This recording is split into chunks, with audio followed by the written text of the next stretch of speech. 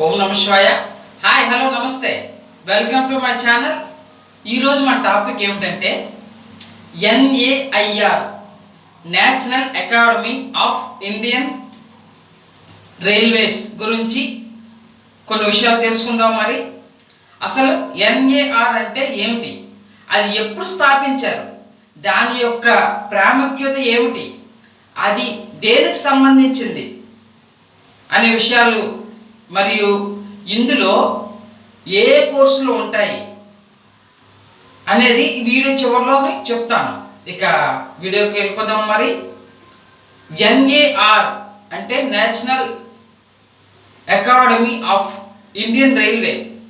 దీన్ని ఒకప్పుడు వడోదరలో ఉన్న ఇది రైల్వే స్టాఫ్ కాలేజీ మరియు దీన్ని ప్రతాప్ ప్యాలెస్ అని కూడా పిలుస్తారు. అసలు ఈ ప్రతాప్ ప్యాలెస్ అంటే ఎందుకు అలా పిలిచేవారంటే, ఇది 1920లో భారతీయ railway committee sir William Mitchell Acworth అధ్యక్షుడిగా ఉన్నప్పుడు 3 భారతీయులతో మరియు 10 మంది సభ్యులతో కమిటీ ఏర్పాటు చేశారు. అందులో విఎస్ శ్రీనివాస్ శాస్త్రి గారు, పురుషోత్తమ్ దాస్ మరియు ఠాకూర్ దాస్ మరియు సర్ రాజేంద్రనాథ్ ముఖర్జీ డెహ్రాడూన్లో రైల్వే స్టాఫ్ కాలేజీ ఏర్పాటు చేయాలని వీళ్ళు అనుకున్నారు. కానీ కొన్ని కారణాల వల్ల ఇది చేయడం కుదరలేదు. ఆ తర్వాత ఈ క్యాంపస్లో ఇండియన్ మిలిటరీ ఐఎంఏ వచ్చింది. మళ్ళీ ఈ రైల్వే స్టాఫ్ కాలేజీని 1952లో ప్రతాప్ విలాస్ వడోదరలో మహారాజ్ సాయాజీరావు తన పెద్ద కుమారుడు కోసం నిర్మించారు. ఈ ప్యాలెస్ చాలా బాగా నిర్మించారు. దేశంలో చాలా చోట్ల నుంచి శిల్పీలను పిలిచి శిల్పాలు కూడా చెక్కించారు.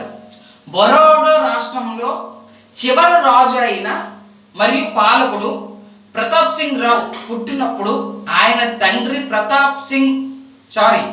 ఫతే సింగ్ రావు మరణించిన సంవత్సరంలో, అంటే 1908 ఫిబ్రవరి 15న దీని నిర్మాణం ప్రారంభమైంది.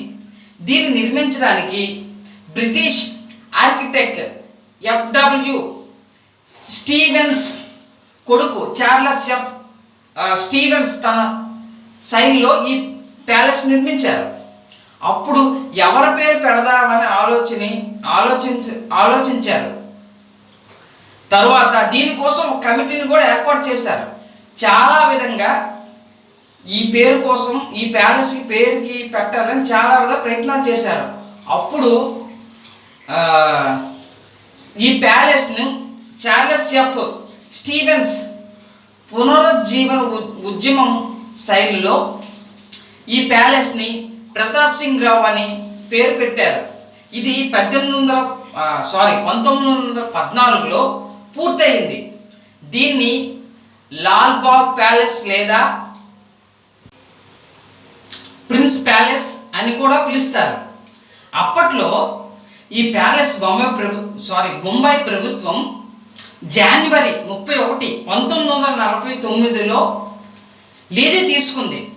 ఆ తర్వాత జనవరి 6, 1964న 23,38,271 రూపాయలతో ఈ ప్యాలెస్ మరియు ఆస్తిని కొనుగోలు చేసి వారి ఉపయోగం కోసం రైల్వేకు అందించడం జరిగింది.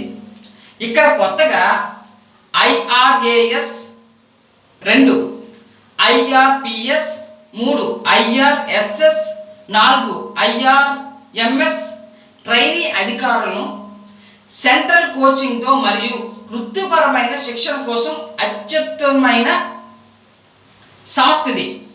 IRAS అంటే ఇండియన్ రైల్వే అకౌంట్ సర్వీస్.